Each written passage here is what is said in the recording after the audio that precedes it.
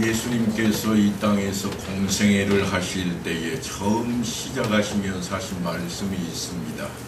그게 뭔가 하면 회개하라, 천국이 가까이 왔느니라 하는 것입니다. 회개하라고 하는 것은 우리 모두가 죄인이므로 그 죄의 자리에서 떠나라 하시는 것이요, 또한 이스라엘 백성에게 하나님께서 상번제나 안식일이나 월삭의 제사를 드리라 하는 것은 그들로 하여금 날마다 하나님의 백성인 것을 인식하라고 하는 것입니다. 또한 절기를 지키라고 하셔서 6월절과 77절과 그리고 초막절을 제정하신 까닭은 이스라엘 백성들에게 절기를 통해서 하나님의 백성으로 살아가고 있는지 점검을 하라고 하는 것입니다. 하나님의 백성으로 살고 있는지는 한두 가지만 살펴보아도 금방 알 수가 있습니다. 먼저는 땅의 것에 집착하고 있는가 하는 것입니다. 하나님께 속한 것보다 땅의 것을 더 소중히 여기기 시작한다면 문제가 생긴 겁니다. 한 부자 청년이 주님께 나와서 상담을 요청했습니다. 내가 무슨 선한 일을 하여야 영생을 얻으리이까? 그러니까 이 청년은 분명히 하늘의 것을 소망하고 있습니다. 하지만 그 결과를 보면 아주 실망스럽습니다. 그 청년이 재물이 많음으로 이 말씀을 듣고 근심하며 가니라. 무슨 말씀을 들었기에 이 청년은 그렇게도 소망하던 영생을 내려놓고 근심하며 뒤돌아섰을까요? 네가 온전하고자 할진대 가서 내 소유를 팔아 가난한 자들에게 주라. 그리하면 하늘의 보화가 네게 있으리라. 그리고 와서 나를 따르라. 땅의 것에 집착하지 말라고 하는 겁니다. 땅의 것을 집착하는 일은 사실 엉뚱한 데 있지를 않습니다. 하루는 제자들이 예수님께 나와서 이렇게 외칩니다. 천국에서는 누가 큽니까? 땅의 것에 집착한다고 하는 것은 바로 재물만 소유하고자 하는 그런 것이 아닙니다. 누가 더 큰가 하는 것도 사실은 땅의 것이라 말할 수 있습니다. 제자들 가운데에도 이것은 대단히 귀한 것으로 여겨졌던 모양입니다.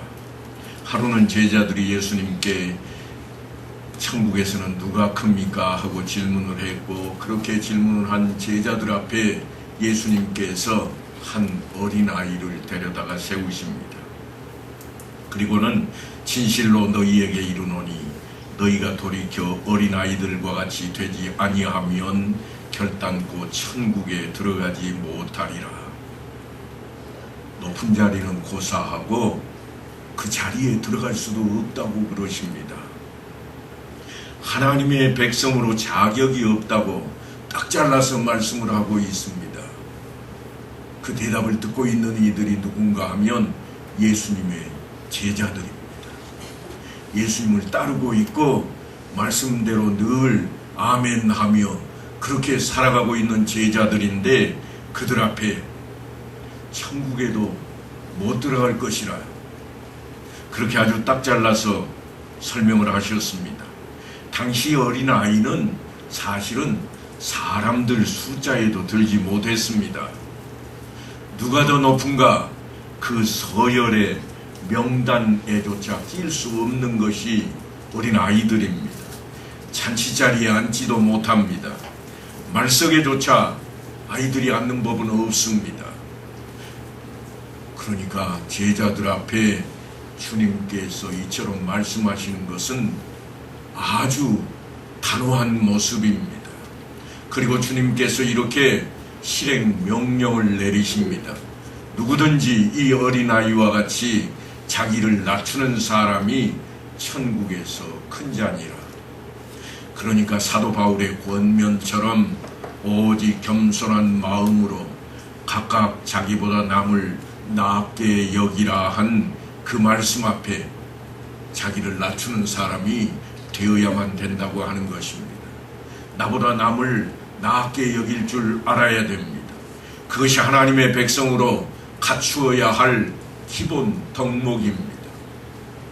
먼저는 땅의 것을 탐하지 말 것이요, 또한 남을 나보다 낮게 여길 그때에 비로소 하나님의 백성이 될 것이라는 겁니다.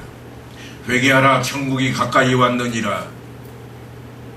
이 말씀은 주님께서 이 땅에 오셔서 처음으로 내뱉은 말씀이지만 오늘 본문에 등장하는 나팔을 부는 이유이기도 합니다. 나팔절은 문자 그대로 나팔을 부는 절기라, 그래서 나팔절이라고 부릅니다. 나팔을 부는 이유가 뭔가? 깨우기 위한 겁니다. 다 응답하게 만드는 겁니다. 그냥 소리 지른 정도가 아닙니다. 벌떡 일어서게 만드는 겁니다.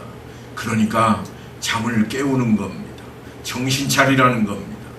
이 나팔은 일곱째 달 첫날에 지키는 절기로 나팔절이 되었습니다. 이스라엘 백성들에게 있어서 일곱이라고 하는 숫자는 대단히 매우 중요합니다. 하나님께서 세상을 창조하실 때에 엿새 동안 세상을 온 천지 만물을 만드시고 일곱째 날에 안식을 하셨습니다. 그러니까 일곱이라고 하는 숫자는 완전한 숫자입니다. 이스라엘 백성들에게 이 7은 대단히 중요합니다. 그런데 이 일곱째 달에 중요한 잔치들이 잔뜩 배열이 되어 있습니다. 일곱째 달에 이르러는 그 달 초하루에 성회로 모이고 아무 노동도 하지 말라. 이는 너희가 나팔을 불 날이니라. 나팔절 절기에 대한 하나님의 명령입니다. 그리고 속죄일에 대한 이야기로 이어집니다.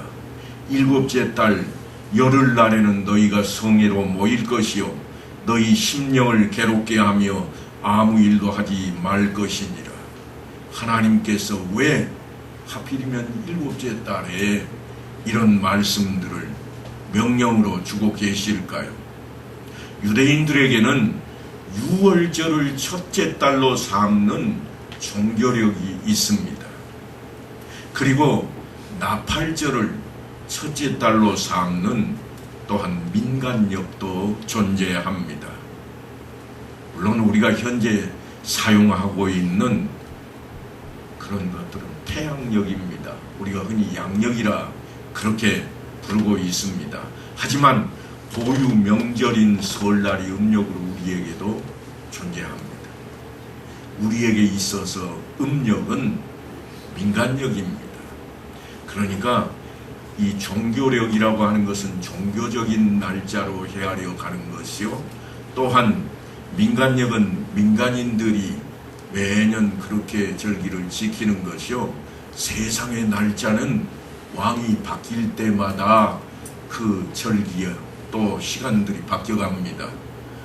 누구 왕 몇 해, 몇 월에 하고 표기하는 것은 왕을 중심으로 세상이 바뀌어가는 모습을 담고 있습니다. 그러니까 왕이 왕관을 쓰는 그때가 첫해 첫날이 되는 겁니다. 이것을 세상의 역사라, 그래서 영역이라고 부르기도 합니다. 이와 같은 모든 것들이 오늘 성경상에 우리에게 물론 중요하게 여겨지지는 않지만 오늘 기록되어 있는 이 절기, 다시 말해서 민간력과 종교력은 대단히 중요하게 우리에게 들려지고 있습니다. 우리가 설날이 되면 세배도 하고 덕담도 나누는 모습처럼 유대인들에게 민간력으로 이제 나팔절이 되면 모두 깨우기 위해서 제사장들이 성전에 높은 자리에 올라서서 나팔을 부릅니다. 그러니까 이 나팔을 부는 이유가 뭔가? 회개하라 하는 것입니다. 자매하라, 깨어라 하고 외치는 나팔 소리입니다. 하나님께서 심판하실 것을 경고하는 날입니다.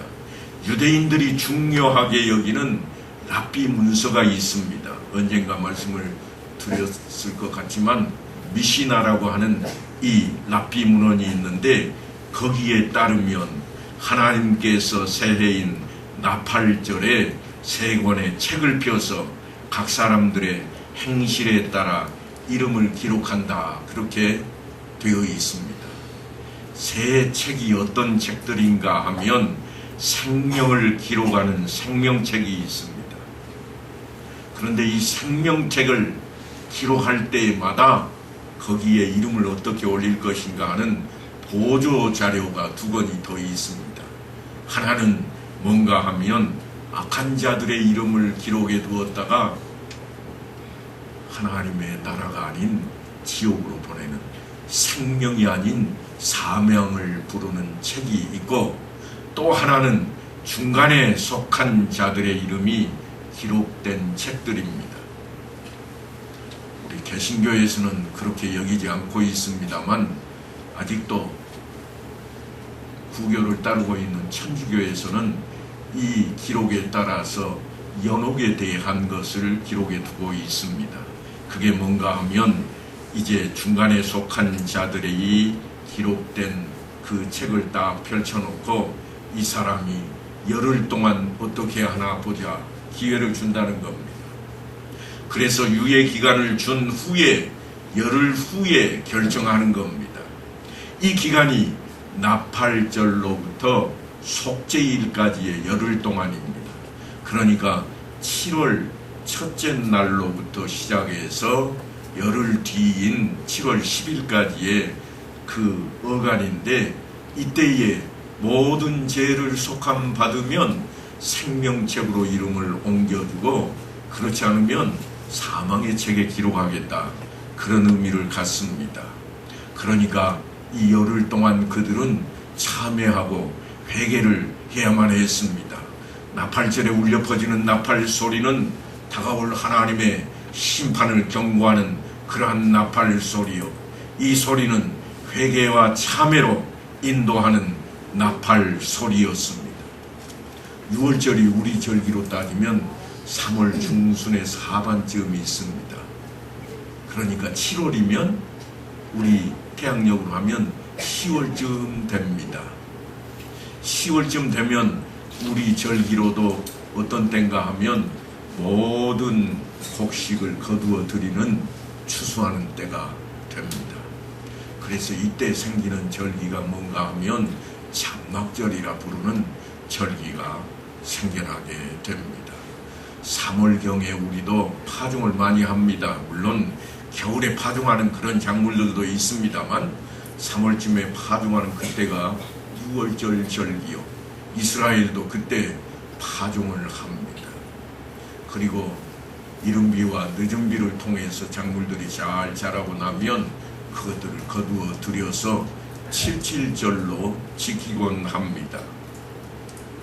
이제 이처럼 이러한 절기들을 통해서 이스라엘 백성들에게 제사장들이 민간력에 따라 양각 나팔을 불러대고 있습니다. 나팔 소리와 함께 이스라엘 백성들이 모두가 다 성전 뜰로 모여듭니다. 제사장들은 하나님 앞에 규정대로 예물을 드리며 나팔절 제사를 드립니다. 물론 제사장들은 이 절기 동안 내내 제사를 드릴 겁니다. 그리고 열흘 후에는 속죄일을 맞아 온 백성들이 성전에 다시 모이고 속죄 제사를 드립니다. 대속죄일이라 그렇게 불러서 이때에 무슨 일이 벌어지는가 하면 대제사장이 온 백성들의 죄를 자기가 책임지고 지성소 안으로 들어가서 하나님을 대면하는 때가 되는 것입니다. 바로 이와 같은 일이 벌어지는 그때에 이스라엘에 무슨 일이 또한 벌어지는가 하면 아사셀 양이라 부르는 그러한 한 마리의 염소를 놓아주는 절기가 생겨난 겁니다. 그래서 한 마리는 제물로 삼고 한 마리는 이스라엘 백성들의 죄를 다 거기에 전가시켜서 쫓아내버립니다. 이 속죄의 염소는 다름 아닌 세상 죄를 지고 가는 어린 양이라 하고 세례 요한이 애쳤던 주님에 대한 예표가 됩니다. 왜 염소를 양이라고 그렇게 부르는가? 그것은 제사의 제물을 대표하는 짐승이 양이었기 때문입니다. 그리고 이어서 모든 사람들은 여장을 꾸립니다. 제사장들이 아닙니다. 일반 백성들이 여장을 꾸리고 어디로 가는가 하면 초막절을 지키기 위해서 들판으로 나섭니다. 물론 현대에는 옥상에다가 짓는 사람도 있고 광야까지 나가는 사람들도 있습니다만 이들이 광야에 초막을 짓고 일주일을 지내는 것은 단순한 캠핑놀이가 아닙니다. 7째 달 15째 날에는 너희가 성회로 모일 것이요 아무 일도 하지 말 것이며 이래 동안 여호와 앞에 절기를 지킬 것이라. 애굽에서 종살이하던 이스라엘 백성들이 구원을 얻어서 이제 적과 꿀이 흐르는 땅 가나안으로 인도하심을 받게 되었습니다. 그 과정에서 그들은 하나님의 말씀대로 불순종하다가 40년이라고 하는 긴 세월을 보내는 훈련을 받는 그런 기간도 체험을 하게 되었습니다. 그래서 조상들이 힘들고 어렵게 고생하며 광야 생활을 했던 것을 다시 온 몸에 체험을 하기 위해서 또한 후손들에게 가르치기 위해서 초막절로 일주일 동안 초막 생활을 합니다. 이 초막은 일반 장막과는 조금 다른 모습입니다. 이때는 물론 비가 내리지도 않습니다만 뚜껑이 없는 그러한 초막입니다. 요즘도 성지 순례를 가시면 혹시 들여다보실 수 있겠습니다만 마치 널빤지만한 4개의 짝이 되어 있어서 사람들이 자동차에다 싣고 이동하기 쉽게 만들어 놓은 것을 초막이라 그렇게 부르고 있습니다. 모세 시대 때에는 그런 초막이 아니었겠습니다만 요즘은 아주 쉽게 가지고 다닐 수 있는 그런 초막으로 사용하고 있는 모습입니다. 그럴지라도 여전히 광야는 밤에는 기온이 영하로 떨어지고 낮에는 40~50도까지 올라가는 그러한 특이한 지형입니다. 물과 먹을 것도 없고 전갈과 뱀 그리고 가시 덤불과 엉겅퀴만 있는 그러한 곳을 찾아가서 그들은 신앙을 지키며 하나님의 백성으로 살고자 그 역경과 고난을 견뎌내고 이겨내는 겁니다. 그것을 자녀들에게 가르치는 것을 초막절 행사라 그렇게 부르고 있습니다. 광야에서는 하나님을 의지하는 것 말고는 사실 살 길이 없었습니다. 자신들의 힘으로는 아무것도 어느 것 하나도 해결할 수가 없었습니다. 오직 하나님께서 낮에는 구름 기둥으로 밤에는 불 기둥으로 함께 하셨고 뜨거운 햇빛은 구름이 가려주어야만 했고 차가운 밤 공기는 불기둥을 통해서 데펴 주어야만 했습니다. 뿐만이 아닙니다. 마실 물과 먹을 양식도 있어야 했습니다. 이스라엘 백성은 마실 물과 만나와 메추라기 그리고 구름 기둥과 불 기둥으로 40년 동안이나 보호하시고 인도하셨던 그 하나님을 바로 그 광야에서 만날 수 있게 된 겁니다. 그래서 초막의 뚜껑을 덮지 않습니다. 물론 덮지 않는 이유가 하나가 더 있습니다. 그건 뭔가 하면 하나님께서 모세에게 언약하셨던 대로 하늘의 별을 보라.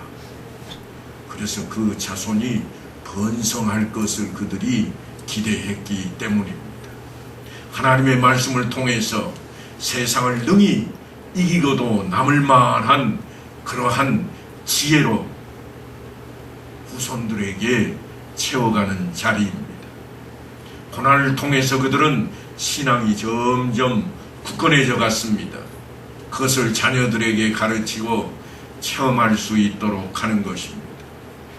그러니까 우리가 세상을 살다가 한밤중에 한적한 곳에서 오직 하나님만 바라고 하나님께만 무릎 꿇던 산기도가 있었던 것을 한 번쯤은 기억해내야만 할 것 같습니다. 이스라엘 백성들은 누구나 새해를 알리는 이 양강 나팔 소리를 듣기만 하면 먼저 회개하고 엎드렸습니다. 나팔절 제사를 드리며 말씀을 듣고 속죄일을 맞아 제사를 드리며 제사함을 받고 말씀을 드리며 또한 광야로 나아가서 초막을 짓고 조상들의 신앙을 재현하며 하나님께로 돌아가고자 애를 썼습니다. 이렇게 절기를 통해서 그들이 이루고자 했던 것들이 있습니다. 그게 뭔가 하면 첫째로는 거룩해지는 것입니다. 거룩은 구별한다 하는 뜻을 담고 있습니다. 내가 또 너희를 나의 소유로 삼으려고 너희를 만민 중에 구별하였음이니라. 모세가 레위기를 통해서 이스라엘 백성들에게 외쳤던 내용입니다. 왜 구별하셨는가 하면 너희가 내게 대하여 제사장 나라가 되며 거룩한 백성이 되리라. 예배 드리는 자로 구별하셨다고 하는 겁니다.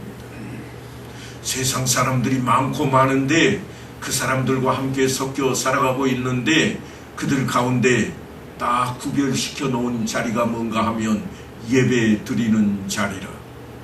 다른 것은 세상 사람들하고 동일합니다. 먹고 살기 위해 농사도 짓고 직장에도 나가고 싸움이 벌어지면 전쟁도 하고 모든 일이 세상 사람들과 동일합니다.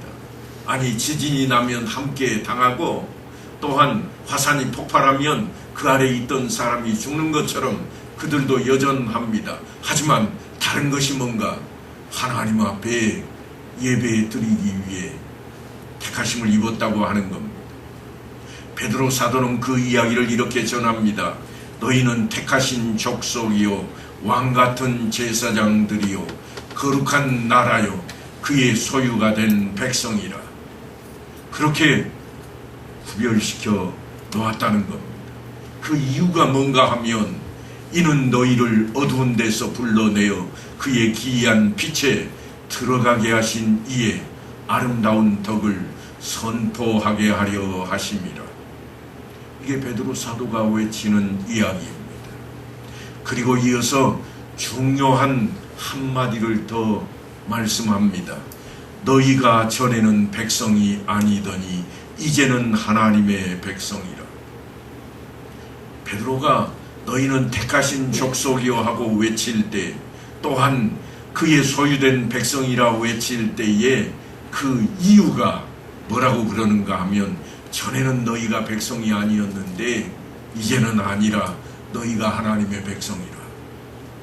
그것 때문에 하나님이 택하셨다는 겁니다. 전에는 아니었지만 이제는 하나님의 은혜로 예수를 믿게 되었고 하나님의 백성이 되었습니다. 그래서 어찌하라고 하는가 하면 하나님이 거룩하시니 너희도 구별되어라. 너희는 거룩하라. 이는 나 여호와 너희 하나님이 거룩함이니라.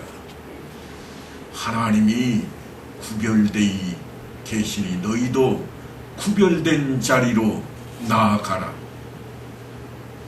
그게 원초적으로 무엇을 의미하는가 하면 죄는 하나님 앞에 소멸됩니다. 그러니 어찌하라고 하는가 하면 죄사함을 입으라고 하는 겁니다.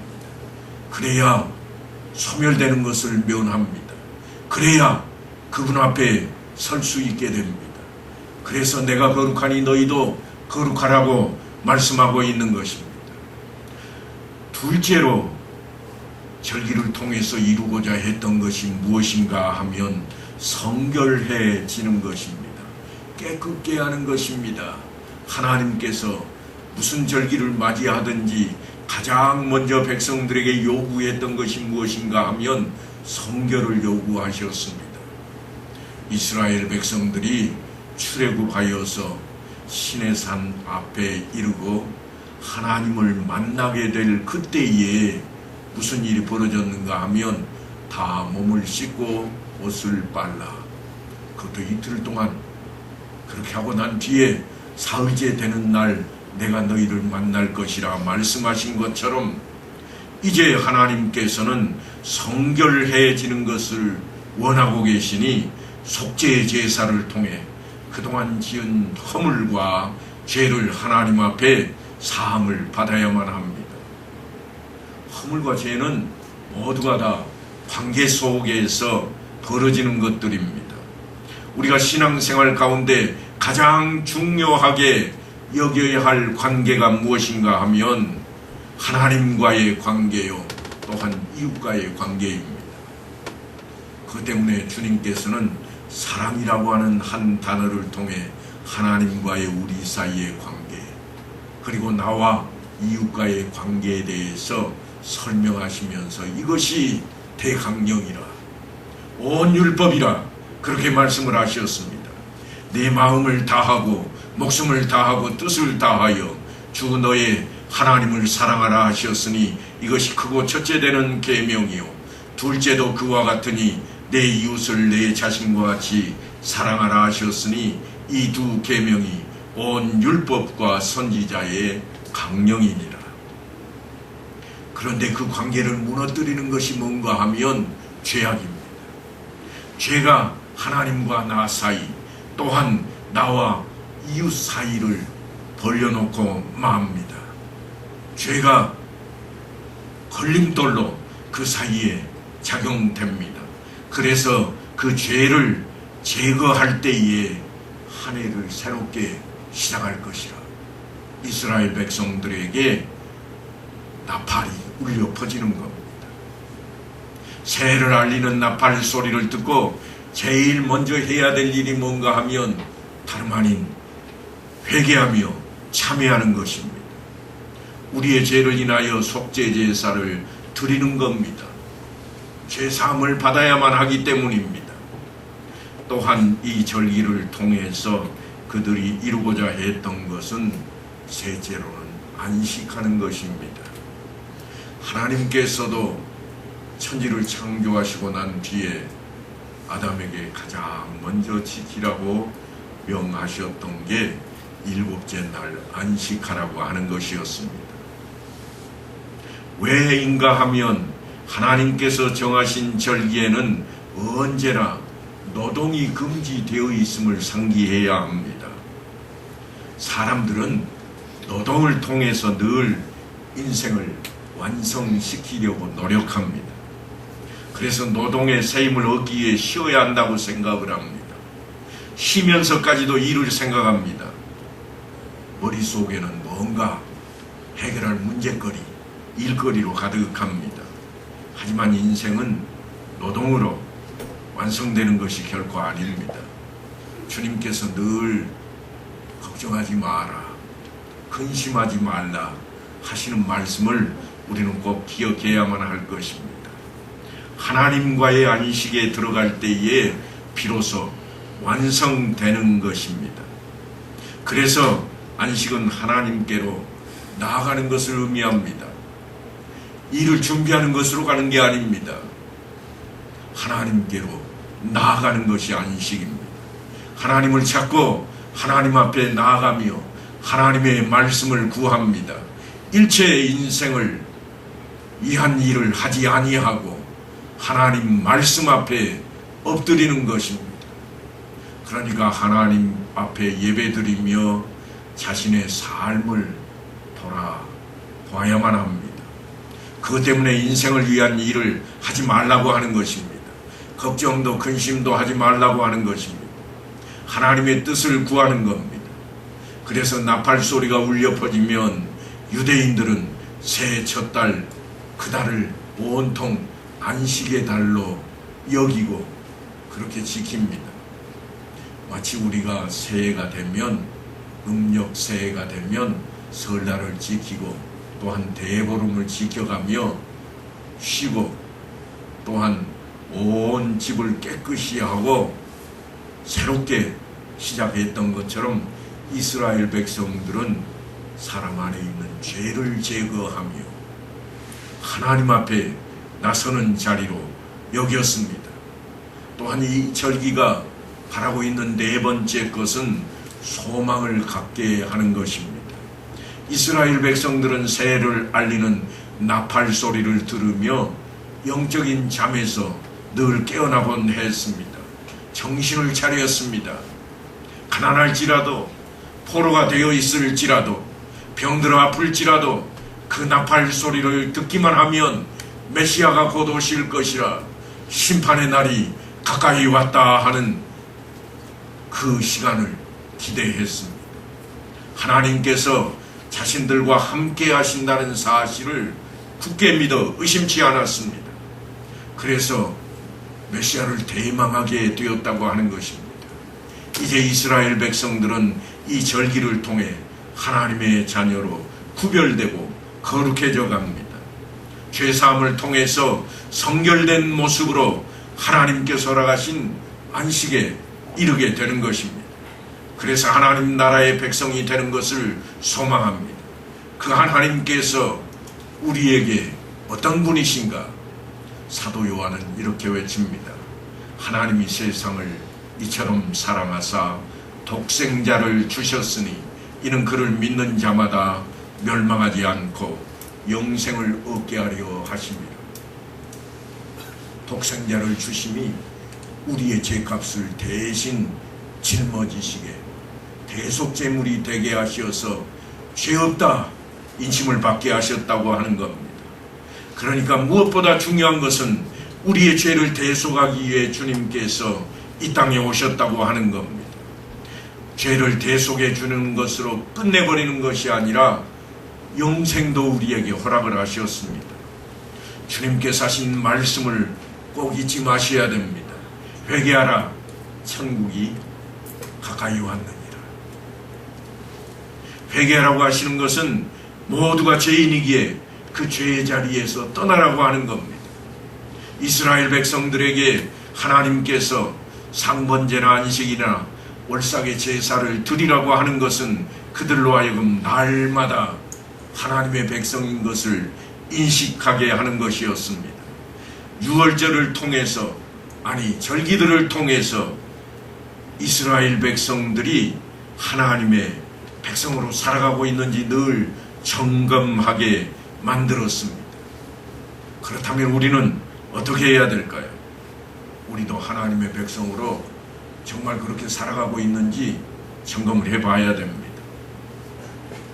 제가 앞쪽에서도 말씀을 드렸습니다만, 첫째로는 세상 것에 집착하고 있는가,